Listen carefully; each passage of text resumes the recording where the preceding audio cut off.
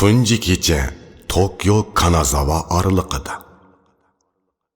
Kanazawaga minishga yarim soat qolganda bekatga berib vaqtning to'shishini kutdik. Bekat bir binoning yer osti qismida bo'lib, chiqish ishiga yo'lga tutishadi. Kanazawa va boshqa joylarga boradigan avtobuslarning har 10 minutda biri qo'zg'aladi. Bekatda bizdek boldur kelib olganlarni ko'p edi. Ba'zilar o'rindiqda o'ltirishadi, ba'zilar o'ri turishadi, ba'zilar bo'lsa yagil qo'ngni qo'yib o'ltirishadi.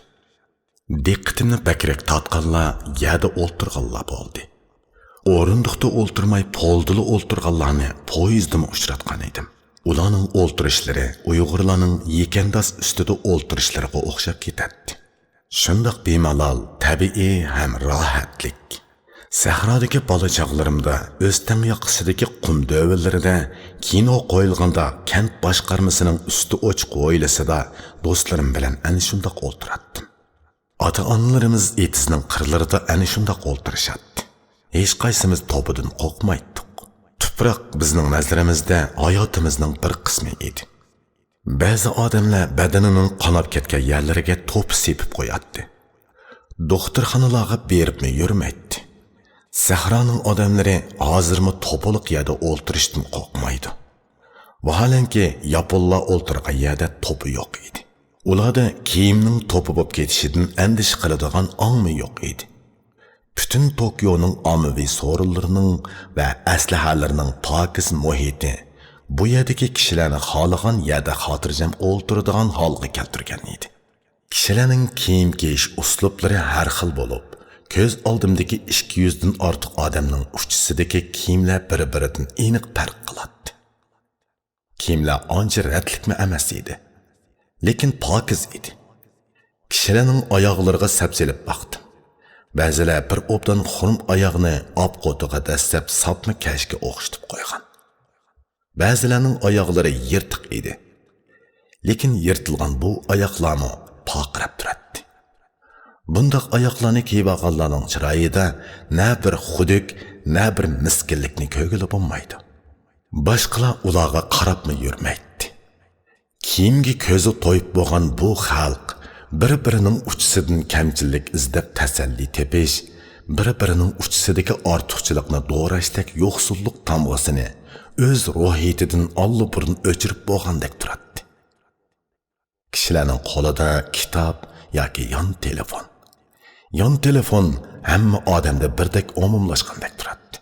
Lekin ko'z oldimdagi bu odamlarning yon telefonda boshqalar bilan unlik gaplashganligini anglamadim. Bir ikkisining ommaviy to'pdan yiroq bir yerga berib, bir olqinida og'zining cho'risini to'sib turib gaplashganligini ko'rdim. Ovozini anglamadim. Ba'zilar yon telefon orqali to'rga chiqib do'stlari bilan sirdishir ekan. Ba'zilar o'yin o'ynaydi ekan. Ular balkim yonlaridagi odamlar bilan paranglashishni izdamas. Ularning izdaydigini yiroqda. Yo'lovchilarning ichida oldinala bilet elishga ulgurmaganlarmi bor bo'lib, ular avtobusdan bir bo'sh o'rinning chiqib kelishiga tavakkul qilib kelishadi. Jiddiy ehtiyojlarni ko'zda tutib 2-3 o'ringa bilet sotmay ular zapas qoldirar ekan. Ba'zi bilet setib oluvchilarning avtobusning minish vaqtiga ulgurib kelib bo'lmasligimi ehtimolga yaqin edi.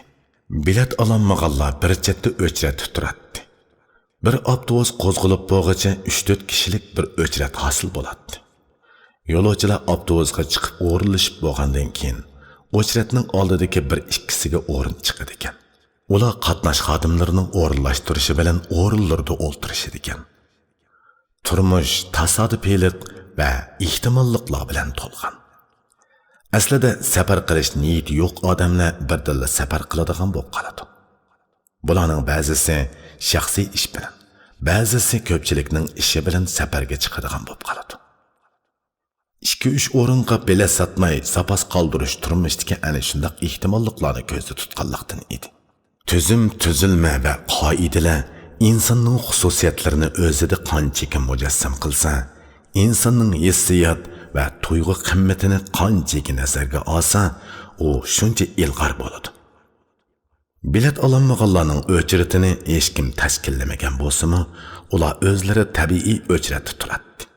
Madaniyat majburlashdan emas, odamning ishki qoyilligi bilan vujudga chiqadi. Vaqt to'shib, bizmi avtobusga chiqdik va o'rnimizga berib o'ltirdik. Avtobusning ichi intayin pokiz edi. Kishilar o'rinlashib bo'lgandan keyin avtobus ichini jimjitlik o'z ilkiga oldi. O'rindiqlarning tagida oyoq qo'yadigan yer bor ekan. Men oyog'imni silib shu yerga o'rinlashtirdim va og'zini yopdim. Ondan oldimdagi o'rindiqning yo'lanchikiga ilindirib qo'yilgan sapma oyoqni kaydim. Yerim avtomatik o'rindiq oldi kayniga yig'iladi. Ben onu kayniga qing'aytib, badanimni tuzlab, yerim o'ri bo'lib yotdim. Yerib charchagan badanim rohatlandi. O'rindiqning ostida paqalchoqni ko'tarib turadigan yumshoq tirakmi bor ekan teg.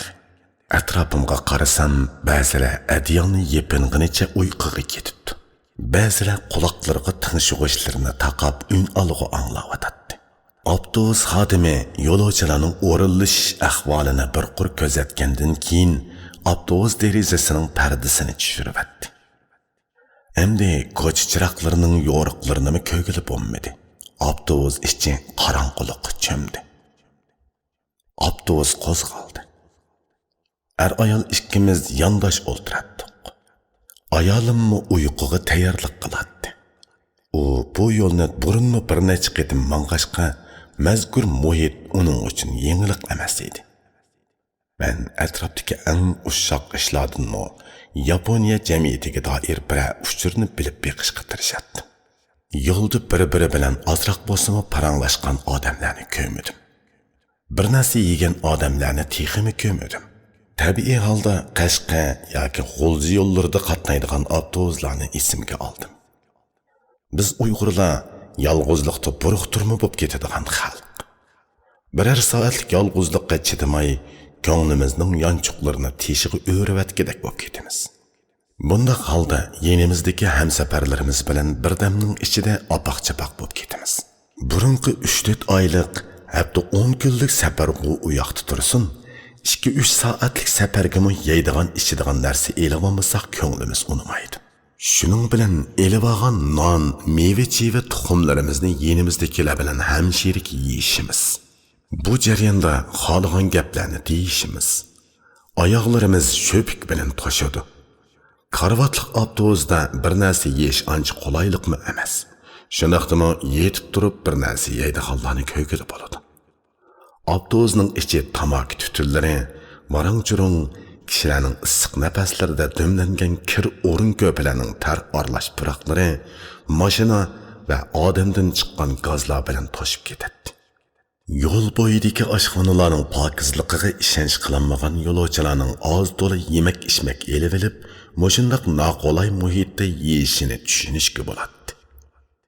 Qisqasi, yo'l ustida oyankashlik, dilkashlik, nimkashliklarning hammasi tepiladi. Bir turib bundaq safardan saskinisan. Yana bir turib kishilar orasidagi takallufsiz sodda odamiylikni seg'inibmi qolasan. Mana bu jungochilikdagi uyg'urchilikning bir ko'rinishi. Avtobusda kichik bir hojatxona bor edi. Odatda uningga tayini baqistab ketgan kishilar kiradi ekan. Bo'lmasa mashina yo'l ustidagi hojatxonalarga to'xtaganda shu yerga kiradi ekan. Bizda 3-4 kunlik safarga mangadigan mashinadami hojatxona yo'q. Bu yerda bir kechilik musofirmi yo'lovchilarning jiddiy hojati nazarga ilingan edi. Yerim o'ra holatda uxlash men uchun ancha rohatlik emas edi. Shundaqdimi tun ilkidagi musofirlarning qanday qisqarganligini bilmay qopdiman. Avtobusning to'xtashidan uyg'onib ketibdiman. Qarasam yo'lovchilarning ba'zilari pastga tushib yotibdi. Meningmi pastga tushkim keldi. Tong suzilgan edi. Men tushgan yer yo'l ustidagi bir hayaldimi edi. Ommaviy hojatxonaga kirib, yuzimni sovuq suv bilan yuvib etdim. Hojatxona ichi bizdagi oshxonalardan pokiz edi. Sirtning havosi salqin bo'lib, yaqinli yerdagi o'rmonliq tog'dan qushlarning sayrashlari anglanib turardi. Men kerilganimcha put-qo'llarimni so'zib harakat ishladim va yana avtobusga qaytib chiqdim. Soat 6da Kanazabog'ga yetib keldik. Avtobus xodimlari ta'zim bilan bizni uzitib qoldi. Poyezd bekiti ancha yiroq emas ekan. Bilet elib poyezdning kelishini kutdik. Texi atigan bo'g'ashqa, uning ustiga bugun dam olish kuni bo'g'ashqa, bekatda ayolim ikkimizdan boshqa odam ko'rinmaydi. O'gitilgan bir amo odamni yetilab kelib, bekatning o'rindig'iga kelib zo'ngzaydi. Poyezdning yetib kelishi bilan amo odamni boshlab poyezdga chiqdi. Bizmi poyezdga chiqdik. Qizil maxmal bilan qoplangan poyezd o'rindiqlari deraza bo'ylab o'rinlashtirilgan bo'lib, yo'lovchilar yondashib o'ltiradi ekan. Poyezdning ichi uydek pokiz. Yo'lovchilar shalom edi. Poyezd ro'jaklariga gul yamashtirilgan uylarning qishidan, etizlarning bo'yidan g'uyuldab o'tmoqda. Uylarning ko'pinchisi 2 qavatlik bo'lib, kang derazalaridan pardalar ko'rinib turadi. Yarmi taşlar bilan cho'ritilgan ho'ylalar bir ig'izliq uyning o'rnichilik keladi. To'rtchasi yarmi taşlardan qo'pirilgan tam egiz emas. Taşlar muxlar bilan ko'kirib ketgan edi. Ho'ylalar shuncha kichik bo'lishiga qaramay bir bog'cha edi. Ularning ichida fontalliq sun'iy tog', qarag'ay, mevalik daraxt va gullar bor edi. Ulardan pamimcha 20-30 xil o'simlik tipini topqili bo'lsa kerak. Ayolimning aytishicha, bular mushu atrofdagi dehqonlarning uyi emish.